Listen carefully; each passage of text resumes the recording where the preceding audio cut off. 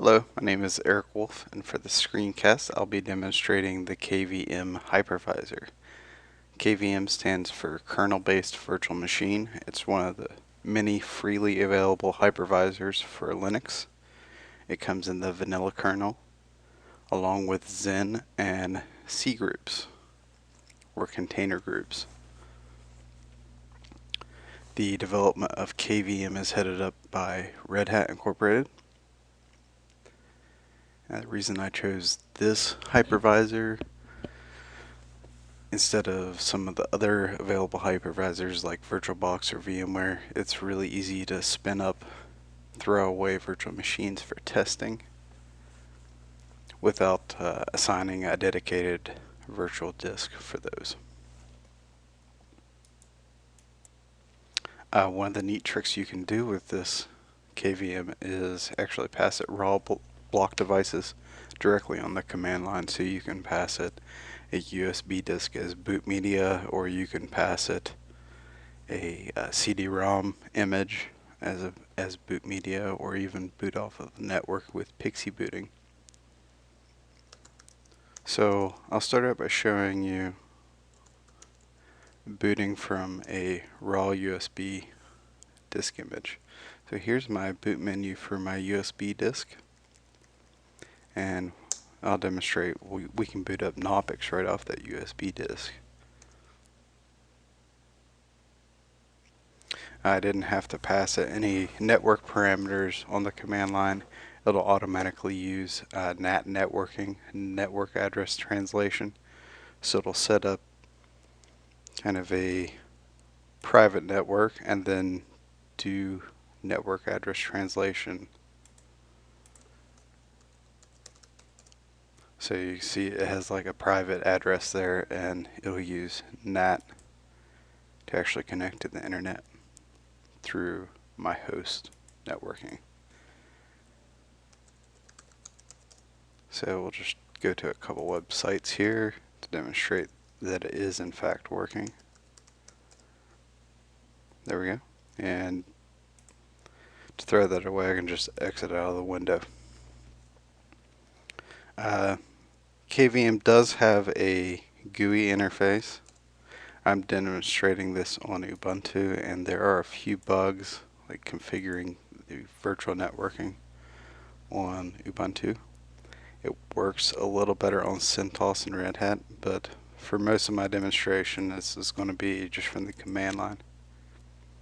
So there you see you have a pretty simple to use GUI.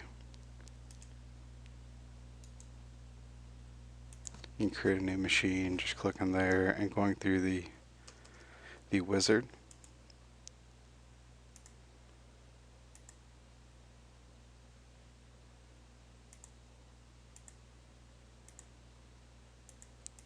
So I'll show you how to do this from the command line now. I'm going to pass it a CD-ROM image, the Ubuntu install. Let's create a hard drive for this to install on. Also, I'll use QEMU image, pass it the create command. We're going to use the QCal2 format, which stands for quick copy on write, which will allow me to thin provision this hard disk image for testing. We'll just call it test, and we'll give it 12 gigs of space. And to prove this is thin provision, it's only 190K, but it can hold up to 12 gigs of hard disk space.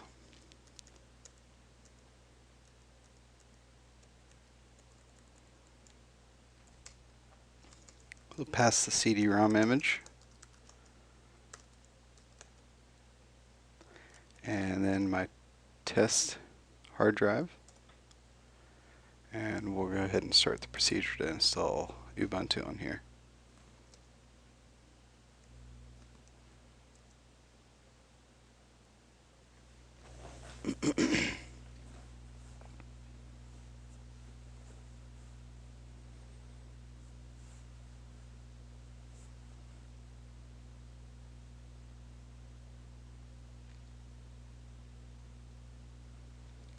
Okay, we've got our installer up.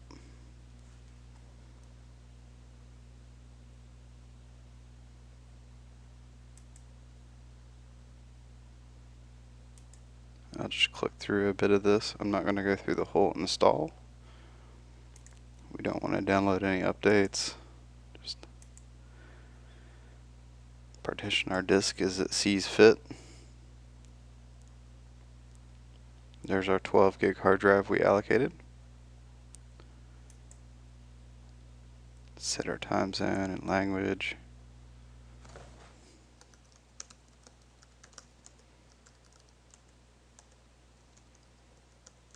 We'll set a weak password because I'm not going to keep this image anyway. It's just a throwaway.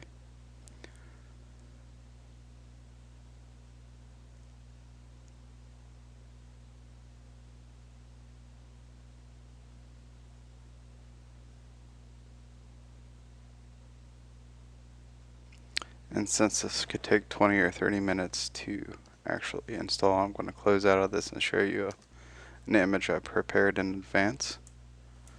So all I have to do to boot up my prepared image is pass it the image name.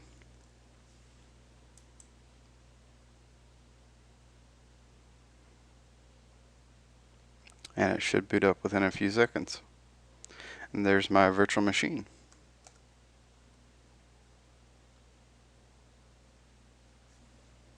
I could put this in Virt Manager and create a virtual machine, pre-configured virtual machine around this hard disk, but it's just as easy to run it instantaneously from the command line, like on demand.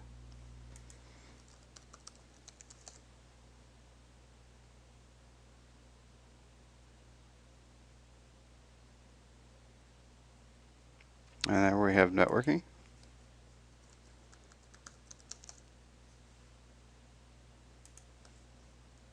Same as before, it's going to be network address translation because I didn't explicitly set up any networking for this virtual machine.